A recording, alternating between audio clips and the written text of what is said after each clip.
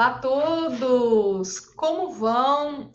Eu estou aqui de novo, Heloísa Pancotti, no canal do nosso escritório Advocacia e Direito Público, para tratar de um assunto que é muito importante, muito relevante e que muitos desconhecem completamente. Esse assunto interessa especialmente para os colegas advogados que atuam com empregados públicos, servidores públicos, né? Que é compreender melhor essa questão do adicional de periculosidade, né? No serviço público. Por que eu vou trazer essa notícia? Porque recentemente o TST definiu essa questão. Então, um entendimento que firmou precedentes judiciais importantes, então existe uma estabilização jurídica dessa decisão, e nós também, como estabilizou juridicamente essa questão, nós precisamos, na condição de advogados, né, esclarecer também à população e aos colegas advogados todos os parâmetros dessa decisão judicial e como ela vai influenciar no pagamento, no vencimento dessa classe de trabalhadores e também como ela pode influenciar nos processos judiciais. Para isso, hoje, nós estamos restabelecendo o nosso convidado, que é o nosso convidado fixo, o Luiz Gustavo Pancotti, e a gente vai tratar especificamente desse assunto, o adicional de periculosidade para empregado público, no âmbito da decisão, né, do TST, que estabilizou a questão para os agentes da Fundação Casa. Muito bem-vindo, doutor Luiz Gustavo. Obrigado, Heloísa. Obrigado, doutora Heloísa, pelo convite. É mais do que gratificante estar aqui nesse momento, divulgando, né, uma informação que é de utilidade pública e que pode beneficiar muitos servidores que ainda não estão recebendo essa verba remuneratória na sua função. Então, vamos começar para esmiuçar bem a questão. O que é o adicional de periculosidade e a que se deve esse pagamento? Vamos lá, o adicional de periculosidade, bem dizer, é uma parcela remuneratória onde visa compensar o empregado em decorrência do trabalho que ele exerce na função de prestação de serviços insalubres não, inflamáveis, elétricos, né? Também em decorrência de prestação de serviço, onde a gente observa a realização de proteção de patrimônio ou proteção de pessoas, e também para aqueles empregados que utilizam motocicleta no exercício de sua função pública. Então, inflamáveis, explosivos, elétricos, para quem exerce trabalho de proteção pessoal e patrimonial, e também para quem exerce trabalho no uso de motocicleta. Esse adicional representa 30% do salário base. É diferente do adicional de insalubridade, onde que é escalonado 10%, 20%, 40%, dependendo do grau de intensidade dos agentes insalubres. Aqui é uma alíquota fixa de 30% incidente sobre a remuneração do empregado, ou se for um empregado público também se aplica. Então, é importante a gente salientar, né, que o bem jurídico protegido, né, é a integridade física do trabalhador em razão da exposição a perigo, né? Exatamente. Porque, e a questão do perigo ela é importante porque nem sempre o efeito maligno na saúde do trabalhador vai acontecer de forma cumulativa como acontece quando a gente tem a exposição, por exemplo, à radiação, aos agentes biológicos, quando a gente tem a exposição à inalação de partículas, trepidação, alteração de pressão, de temperatura. O perigo, a exposição, ela é constante, né? E ela pode ou não ocorrer. Então, a parcela, ela protege o quê? O risco imenente para a saúde. E não há necessidade de provar que o dano aconteceu, né? É tão somente provar que para realizar aquela atividade, ele ele sofre um risco constante, um abalo constante da sua saúde. Exato. Aquela decisão do TST, ela diz respeito não a todos os trabalhadores empregados públicos, mas aos empregados públicos da Fundação Casa, que é uma entidade aqui de São Paulo, e também a um tipo de servidor da Fundação Casa. Você poderia falar mais sobre isso para mim? Vamos lá. Em 2021, no final do ano de 2021, o TST, através do tema 16, fixou uma tese muito importante para os agentes socioeducativos, agentes de segurança da Fundação Casa, onde, por meio deste tema, foi possível o reconhecimento do adicional de periculosidade em folha de pagamento. Então, notem, né? Houve aqui, então, reconhecimento do adicional aos funcionários da Fundação Casa, mas não a todos os tipos de funcionário. Quais os funcionários? Quais os empregados? Os agentes de segurança, os agentes socioeducativos, porque o exercício da atividade que eles realizam justamente colocam eles numa exposição de situação perigosa, dado o contato direto que eles possuem, né, com os menores infratores.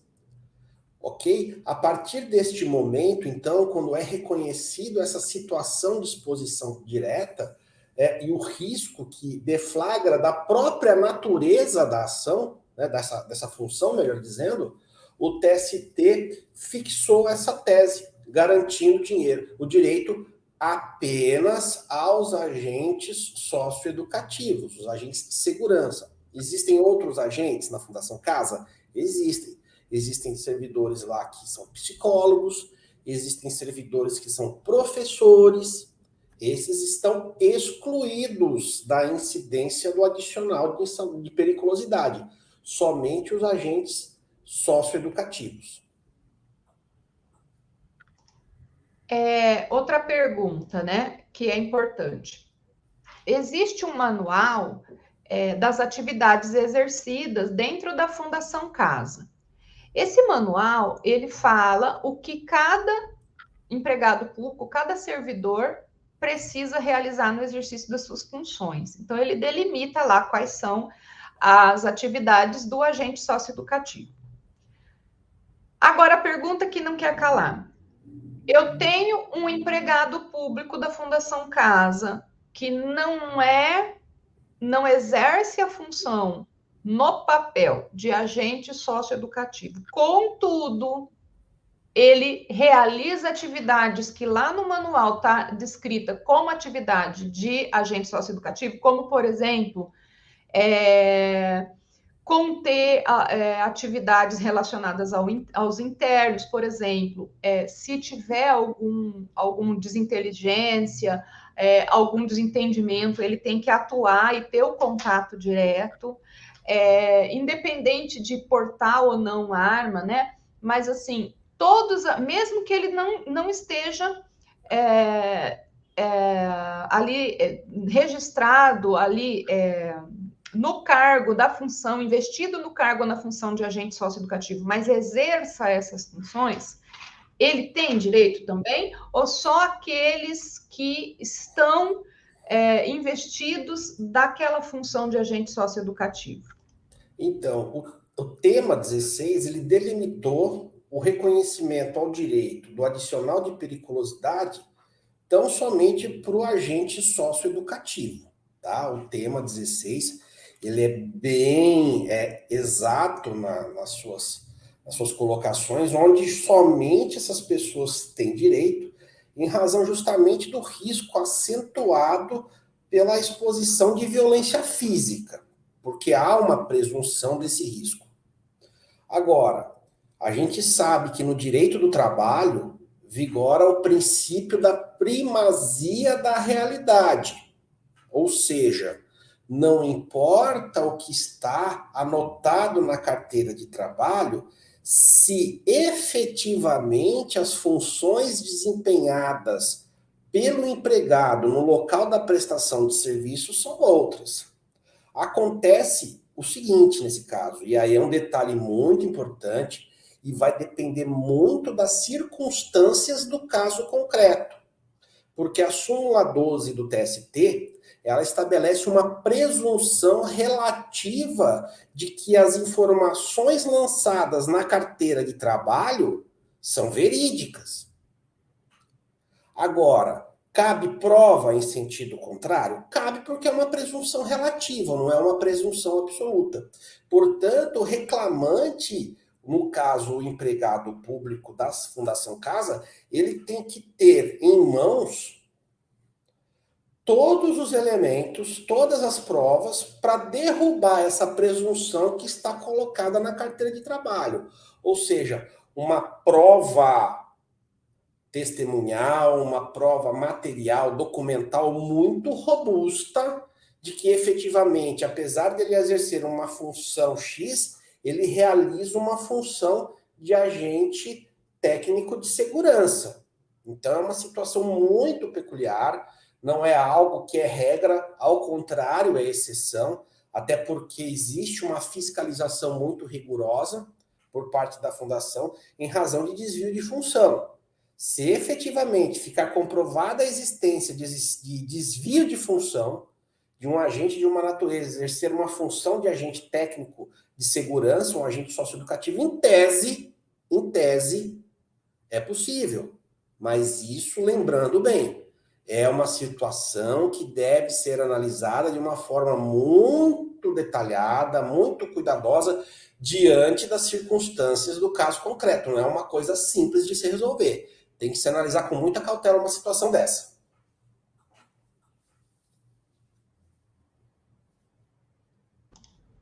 Outra coisa, eu estava analisando essa questão e eu pensei o seguinte: quando a gente precisa, no direito previdenciário, comprovar a exposição ao perigo, a gente junta num processo um documento que chama PPP. Como que se dá?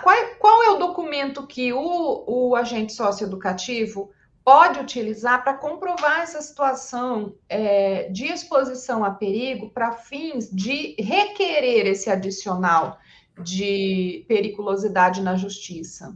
O PPP também ele pode ser utilizado na Justiça do Trabalho para demonstrar essa exposição. Além do PPP, o LTCAT, o laudo de condições técnicas e ambiente de trabalho. Também o programa de prevenção de saúde ocupacional. Também o laudo, existem laudos específicos de adicional de periculosidade elaborado pelo próprio empregador que também fornece essas informações, né? O que acontece é que nem sempre o empregador ele busca a efetividade da verdade real nesses laudos diante de uma circunstância dessa natureza. É um indício, mas às vezes nem pode ser tomado sempre como prova absoluta, né? Agora, pode acontecer, por exemplo, de uma perícia judicial realizada em um processo análogo, no mesmo estabelecimento, na mesma unidade da fundação, que pode ser utilizado como prova emprestada.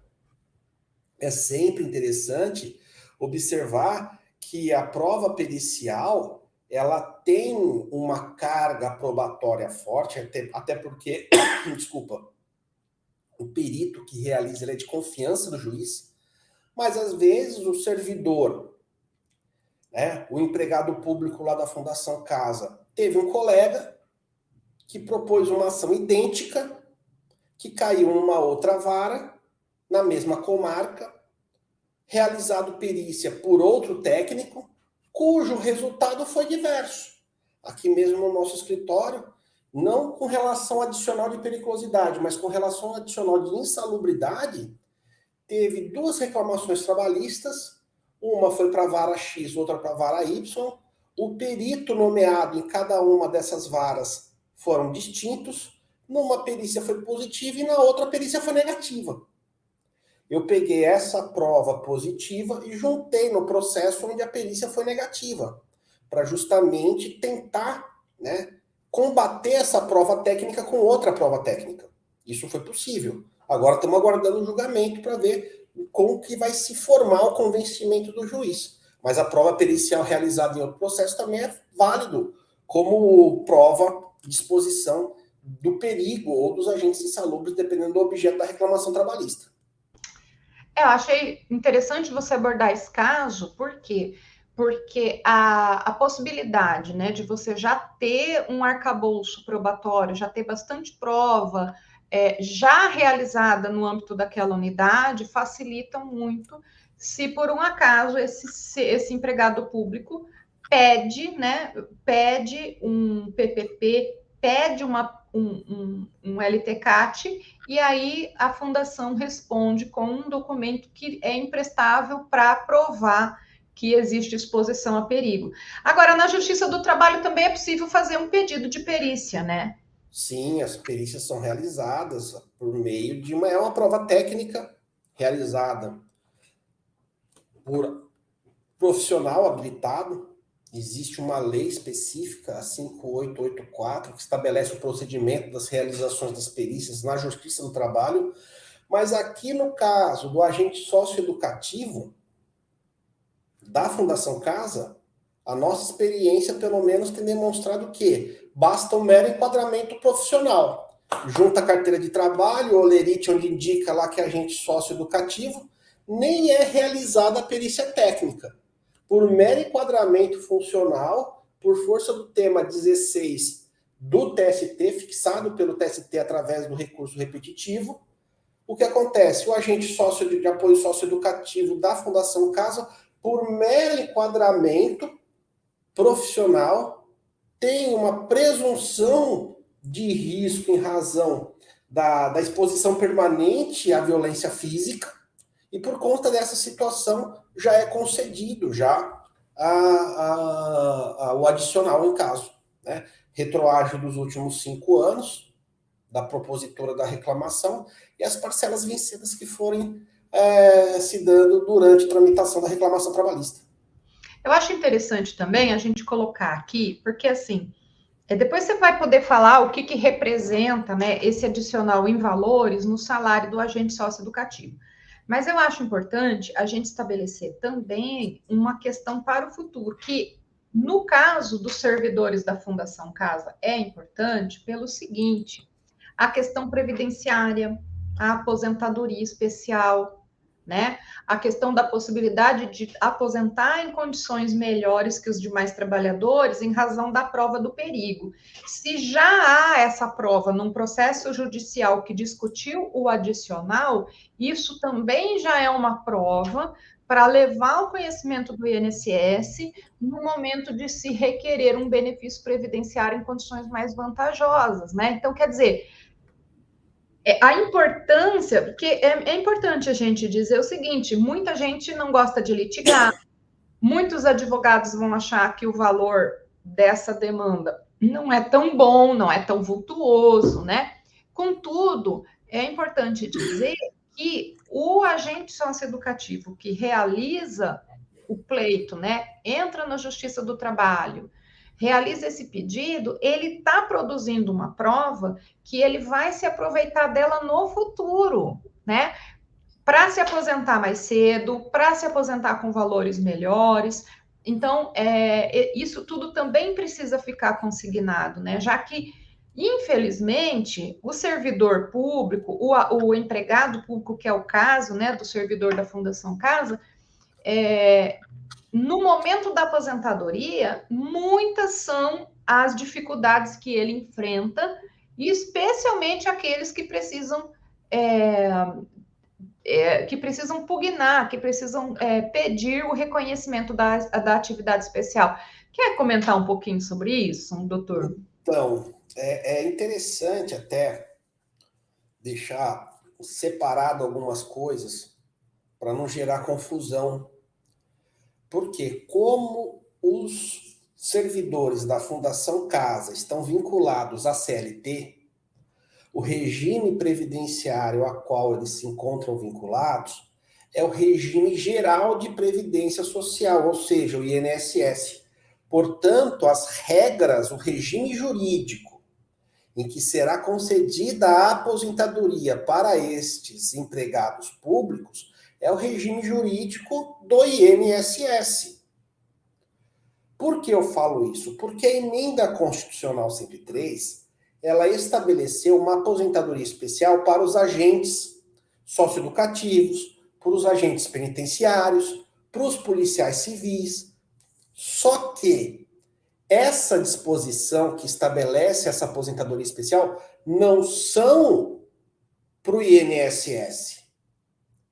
Tecnicamente, essa aposentadoria especial que a emenda constitucional 103 trouxe são para os servidores públicos vinculados a um regime próprio de previdência social, que não o INSS. Então, nesse caso aqui, não é possível a aposentadoria especial por mero enquadramento profissional, porque a própria emenda constitucional reprova esse tipo de situação. Não aceita a aposentadoria especial por enquadramento de categoria profissional. O que já vem acontecendo desde 95 com a Lei 9.032. Ponto. Portanto, a partir do momento que a aposentadoria dos empregados públicos vinculados à Fundação Casa, eles devem comprovar, nos termos do artigo 57, 58 da Lei 8.213, a exposição aos agentes nocivos, prejudiciais à saúde e perigosos. É ônus do segurado. E aí, claro, o PPP, ele vai justamente trazer essas informações que vão contribuir a esse benefício, com regras próprias do INSS, com fórmulas próprias do regime geral, com limitação do valor do teto da aposentadoria. Então, há uma necessidade que o empregado público ele fique atento a isso. Não é porque o regime próprio estabelece essa aposentadoria especial que automaticamente os agentes da Fundação Casa também o terão. Os agentes da Fundação Casa estão vinculados ao regime geral de fundo de previdência social, dada a natureza seletista pela qual eles foram admitidos no serviço público. Então, a gente vê que é um assunto do maior interesse, que quantas unidades de Fundação Casa tem no estado de São Paulo, quantos estão recebendo, né? Só um último esclarecimento. Os servidores da Fundação Casa, muitas vezes, como eles têm contato com gente, né, com os menores infratores, e esses menores estão confinados, então, alguns podem receber insalubridade. Como é que fica essa questão se você faz o pedido da periculosidade? E qual é o vantajoso? Então, houve um certo entendimento, inclusive no TST, mas já está superado isso, da possibilidade da acumulação do adicional de insalubridade com adicional de periculosidade. Esse entendimento já está ultrapassado. Ou seja, foi fixado através da jurisprudência do TST que não é possível a acumulação de insalubridade com periculosidade. O que é possível é o empregado optar por um ou por outro, em decorrência da vantagem que ele vai ter por conta dessa situação. Dado isso, é claro que levando-se em conta o piso da categoria, né, dos agentes socioeducativos, 30% do salário base supera e muito 40% do quê? De um salário mínimo. Então, nesse caso aí, se o empregado já estava recebendo adicional de salubridade, se o agente socioeducativo já estava recebendo adicional de salubridade e ganha o adicional de periculosidade, ele vai receber retroativos 5 anos antes da propositura da ação? Vai. Mas vai compensar, porque não é acumulável, vai compensar com os valores já recebidos. Então, se ele recebe, por exemplo, se recebeu 600 de adicional de salubridade e foi reconhecido 1.000 de periculosidade, ele não vai receber os 1.000 de periculosidade, vai compensar com 600 que ele já recebeu de insalubridade e vai receber a diferença de 400, por conta justamente da impossibilidade da acumulação desses dois adicionais. Eles são incompatíveis, não podem ser recebidos cumulativamente.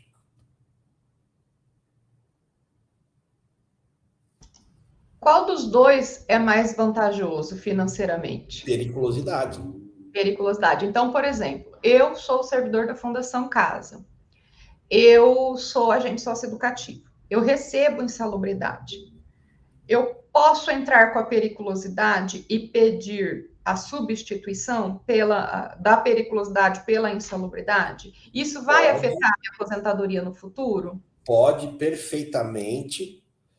Só que lembrando que vai ser compensado aquilo que você já recebeu. Vai gerar reflexos na aposentadoria? Vai, por quê? Porque o adicional de periculosidade, nos termos da Lei 8.212 de 91, que é a lei de custeio da Seguridade Social, entra na base de cálculo da contribuição previdenciária, ou seja, vai fazer com que a média salarial seja elevada. E a partir disso, então, né, com o salário é maior, eleva-se a média, e elevando-se a média salarial, justamente o valor do benefício vai sofrer reflexos também dessa natureza. Agora, não dá para saber quanto que vai aumentar. Isso daí depende de uma perícia técnica para recalcular todos os valores. É até interessante por quê? Porque quem às vezes já está aposentado, entrou com uma ação antigamente, vai receber precatório por conta dessa situação toda, pode entrar com uma ação de revisão de benefício previdenciário também. É um outro reflexo, um outro desdobramento por conta dessa situação, que gera uma nova ação, só que aí contra o INSS por conta dessas contribuições previdenciárias recolhidas em razão do adicional. E é muito importante, né, a gente trazer essa situação, por quê?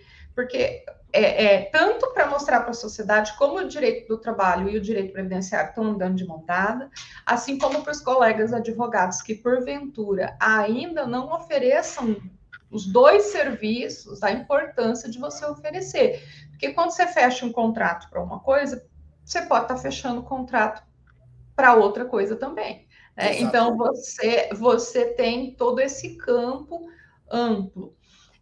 Nós vamos encerrar por aqui hoje. Se você gostou desse tema, se você gostou da nossa abordagem, escreva aqui a sua dúvida. Por um acaso, a gente pode não ter conseguido responder e alcançar todas as dúvidas. Coloque aqui a sua dúvida e também envie esse vídeo se você acredita que tem um advogado precisando, um estudante de direito precisando, ou até mesmo um servidor da Fundação Casa precisando, para que ele possa ser informado acerca de todos esses direitos. Nosso escritório, as informações sobre ele você vai encontrar aqui na seção de descrição do vídeo, tá? E a gente costuma colocar um vídeo novo toda sexta-feira. Se você gostou desse conteúdo, segue, ativa a notificação, ativa o sininho, você vai ser avisado todas as vezes que um vídeo novo for disponibilizado. E deixa a sua sugestão aqui, o seu comentário, e que na medida do possível a gente faz um novo vídeo respondendo a essas questões, tá bom? Ficamos por aqui hoje e até a próxima sexta. Tchau, tchau. Tchau, tchau.